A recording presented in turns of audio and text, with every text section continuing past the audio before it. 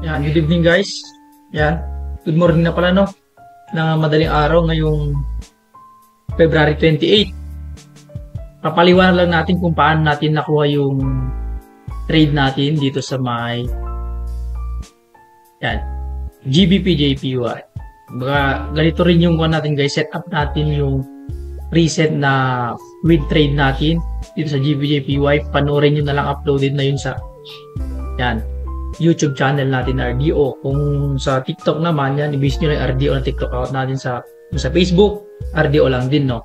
Upload na yun guys kung paano natin nakuha yung trade natin recent, noong mga February 23. Ito yun guys, no?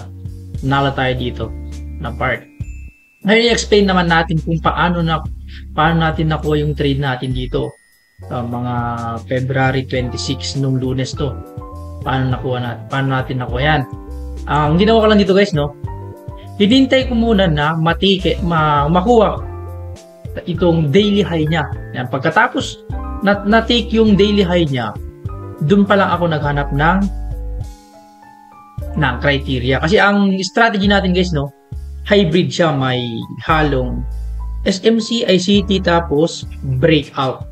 Yan, kumbaga mas sigurado, kumbaga may marami tayong confirmation, at saka yan, nire-refine pa natin lalo para at least mas sigurado yung pasok natin. And so far naman guys, pangatlong trade na natin to na straight wins dito sa my Forex. Actually yung una, NZD CAD, ganitong setup din. Pangalawa, GBP-JPY, ito dito tayo I think dito, panoorin nyo na lang nasa ito yun sa YouTube natin. Yan, panalo tayo dito. Pangatlo, ito naman, i-explain natin. Pagka-shift dito sa may daily high niya, actually, natapos pangangon nito yan, Asian high. Pagka-shift niyan, dito tayo naghanap ng criteria. Ngayon, ang ginawa ko dito, nire-refine ko lang ng 1 minute or 3 minutes, depende sa ano yan. Pero sa akin kasi 1 minute at saka 3 minutes ko nire-refine. Yan. 3. Yan, pagka-sip niya dito guys, no, dito sa may daily high niya, sip niyan, buy side liquidity ang tawag niyan, tawag sa mga ICT. Yan. Nagkaroon ulit siya ng panibagong sweep, kumbaga liquidity. Ito. Then nagkaroon na siya ng movement pababa, nagkaroon na siya ng change of character, o kaya naman sa iba tawag nila market structure shift. Market structure shift. Then, ang ginawa ko dito na ako naghanap ng entry area. Ayan, kung makikita nyo meron tayong order block dito.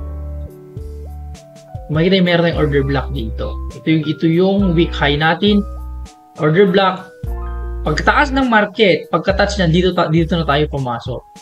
Yan. Ang stop loss lang natin dito guys, mga 12 pips. Actually, in-adjust ko pa konti yan kasi nga may spread yung broker natin, no. Pero ganyan lang yung talaga yung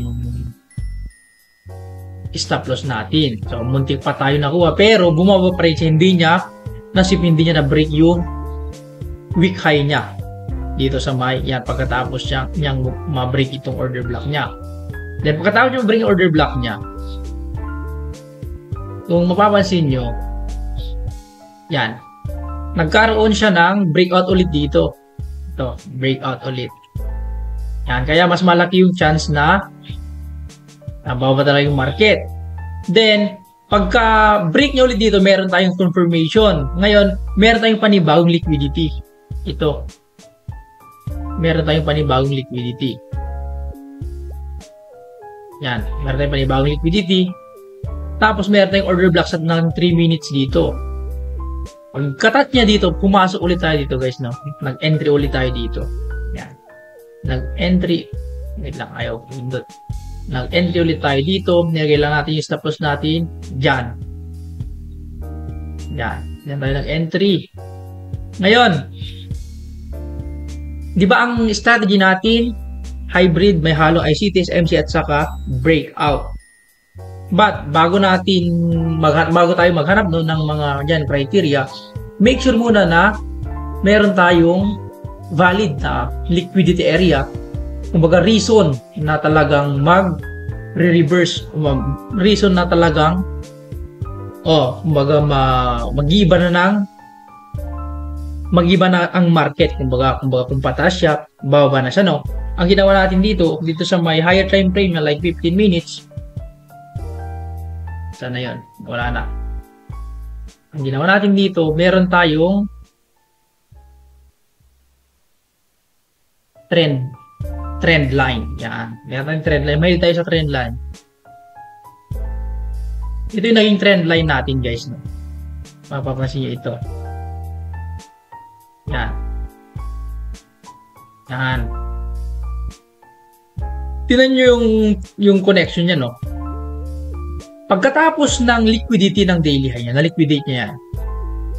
Nung nagkaroon siya ng change of parang sakto rin na break niya yung trend line natin. Dito, trend line. So, meron tayong isang confirmation na talagang baba na yung market. Pero ang problema, yan, naglaro lang siya, nag-consolidate lang siya dyan, tapos tumaas siya. Hindi siya nag-close candle ng dalawa. Kaya, malaking chance na natataas pa siya ng konti. Yun nga, tumaas ng konti. Tapos, tinake niya yung order block natin, tapos bumaba na siya. Yan. Tapos pagka baba niya dito, nagkaroon siya ng break of structure, liquidity, tinake niya ulit yung order block natin ng 3 minutes. Yan. Ngayon, saan natin ilalagay yung stop, yung TP natin. Yan. Sa akin guys, no, nilagay ko yung TP ko, yung final TP ko dito sa may Asian high niya dito, no. Dito natin nilagay yung TP natin, final TP natin. At second TP natin, kung mapapansin, meron tayong strong na resistant / support dito. So, kung makikita nyo, naglagay rin tayo ng TP dyan. TP. Partial pala, sorry. Partial TP. Then, meron din tayo dito. Baga, apat yun. Papakita ko na lang dito guys yung entry natin at saka isa dito. Apat na partial yan. Para at least kahit tataas yung market, kahit matalo no, yung trade natin, as long as ma-hit niya yung ibang TP natin, hindi tayo mapuruhan. I-refine lang natin, no. Yan.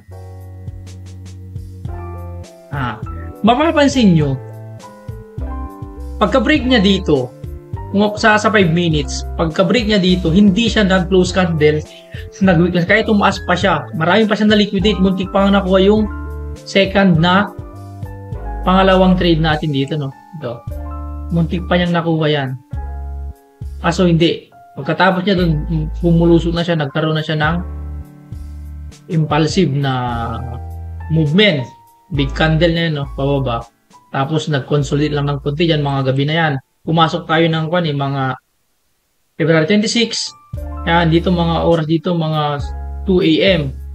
Yan, tine-check ko yan ng madaling araw. Pagkat niya dito, nasweep niya itong mga nag-sell dito, no? Naglagay mo ng stop loss, nasweep niya yan. Tapos, tumas lang ng konti, tapos bumagsak na. Mga umaga na to, mga February 27 na to.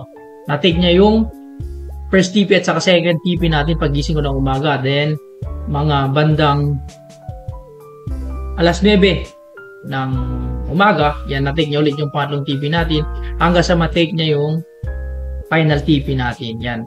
Actually, nag-pullback pa siya ng konti ng mataas dito, banda dito guys. Nag-pullback pa siya. Tapos, bumagsak siya. Mapapansin yung meron pa, pwede pa nga sanang i-hold yung final TP natin. Pero okay na yan. Kumbaga meron na tayong 4 RR nasa 53